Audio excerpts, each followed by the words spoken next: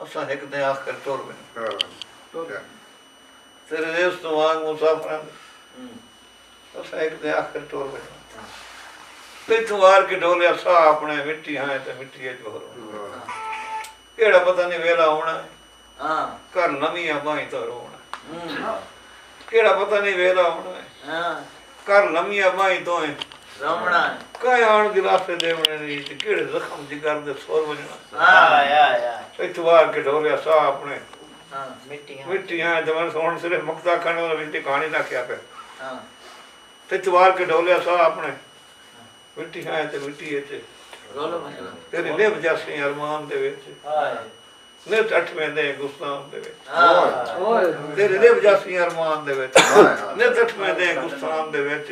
तेरी तैब कहानी जिंदगी दी ओ फातिहा पढ़ने बोर वजना इतवार के डोले सा अपने वाह वाह मिट्टी है ते मिट्टी बहुत